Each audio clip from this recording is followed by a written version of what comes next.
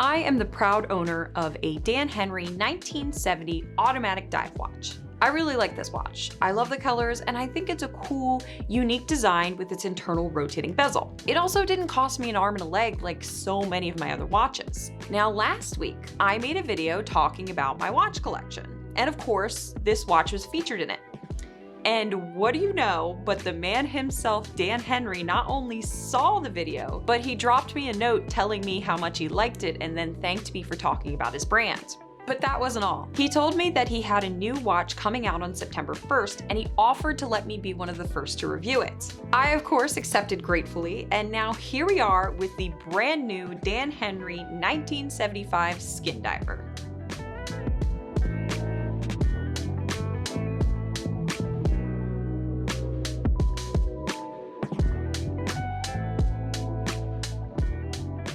So Dan sent me not one, but two watches to work with because the 1975 Skin Diver is available in two sizes, 37mm and 39mm. Here, the white is the 37 and the gilt dial is the 39mm. The Skin Diver is available in several different variations. All of the mechanical watches are 39mm, while the quartz is available in both 37 and 39. The only variation available with a date would be mechanical, though a mechanical without a date is an option as well. To be clear, all of the mechanical watches are limited editions, while the quartz will continue to be a permanent offering. There are 4 different colorways available: the white, the black, the orange, and the gilt. Now this is where things become a bit complicated because all of the colorways, besides the gilt, are available with either the same colored sapphire bezel insert or a steel bezel. Except for the orange is available with a black bezel insert. I really like the steel bezels, though they tend to get scratched over time and you're never going to scratch a sapphire bezel. All of the watches are available with 2 different rubber strap options, the regular or the tropic. Or for an extra $80, you can get it on the bracelet. That's a lot of variation. I tried to do the math and I think the number of different variations is 24 just because of the different sizes, movements, and bezel options. And that number goes up to 84 when you take into consideration the 2 different strap options and the bracelet.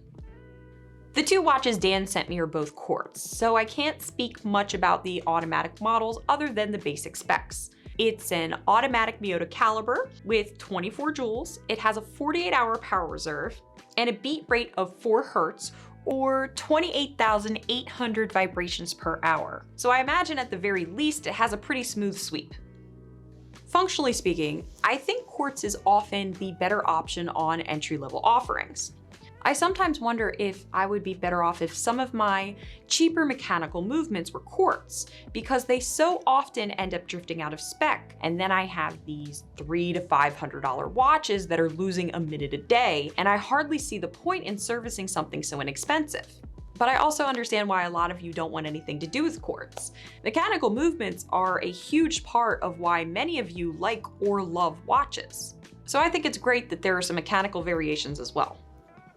As for the quartz variants that I have on hand, they're powered by the Seiko Mecha Quartz Caliber VH31, which has a beat rate of 14,400 beats per hour.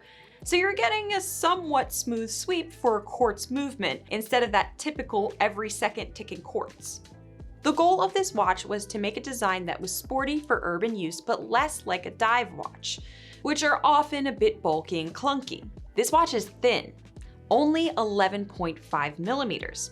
It has a high domed box shaped sapphire crystal in the style of Longines Legend Diver, which is really nice. They definitely didn't skip here. The crystal has the appearance of a much more expensive watch.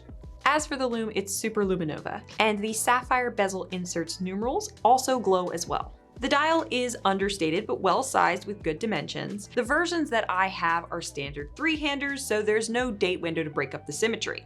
It's indices, not numerals, and I like the orange secondhand. The case may very well be the star of the show. It's thin with curved lugs and it fits my wrist just about perfectly. The watch has 150 meters of water resistance, so it's more than just swimmable. But it doesn't have a screw down crown because to have one would add thickness to the case. It has a screw and case back with an engraving of a scaptopus. I have no idea what that is, but to me it looks like an octopus wearing a deep sea diving helmet. And it looks pretty cool regardless of what you call it. The two strap options are both made out of FMK rubber, which is a higher end rubber that you normally wouldn't find anywhere near this price point. It's waterproof, UV resistant, and it's also less likely to cause allergies than a lot of other strap materials. And I gotta say, the two straps that I have here are very gentle and supple. They're also quick release, which is super nice because it makes switching the straps a breeze. Now the bracelet was a little tricky to get on. It's also quick release, but that doesn't necessarily mean it's gonna be super easy to get on. It took me about 10 minutes, and if I can manage it, I'm sure you can too. It just requires a little bit of patience. Just like the straps, the bracelet is pretty high quality at this price point. It has satin outer links, polished center links, and a single deployment clasp. Now, let's talk about negatives because no watch is without sin. So not a lot to complain about here. I understand why the watch doesn't have a screw down crown, though I prefer one. It's just confidence inspiring for me when it comes to water. Also, I wish that the mechanical option wasn't a limited edition. Again, I understand that it might be the best option financially to limit production to a specific number, but I would hate for people to miss out. Moving on to price, because this is where the value is going to be different for everyone. The mechanical variations of this watch start at $450, which is significantly more than any other Dan Henry offering, including my 1970 automatic diver. But you're getting a little bit more too. It's a domed sapphire box-shaped crystal instead of a mineral crystal with a sapphire coating. Some sapphire crystals are more expensive to make, and this is one of them. It's up to you whether or not you think it's worth the premium. The quartz watches start at $270 for the 37mm on the strap and go up to $290 for the 39mm. The bracelet is $80, and though I think the strap options are great, I always recommend getting it on the bracelet. Basically, this watch is priced the same as the Moonswatch, and this watch is emblematic as to why I think the Moonswatch is a terrible idea for just about everyone. There are millions of people purchasing garbage brand fashion watches every year, and they could be buying watches like this instead. And honestly, it drives me crazy. It's watches like this that make the world just a little bit more interesting, and I think that's all you can ask for. Under $300 is a very competitive segment. I'm not gonna sit here and do a deep dive of how this watch stacks up against an Orient Diver or other micro brands. I would be here all day. But the quartz offerings here are giving you much more value than any fashion brand and even some of the bigger entry-level brands that I don't hate.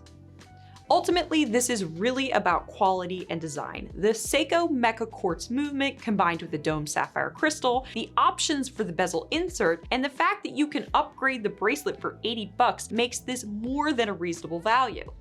Some of you aren't going to care for this watch, but some of you are really going to like it. It's good looking and it harkens back to a time when the general style of a dive watch was often different than it is now. Between the attractive dial, the sheer volume of variations and options, the low profile case, and the throwback size of 37 and 39mm, I think Dan Henry has a winner here. Let me know what you think in the comments down below. As always, thank you for watching.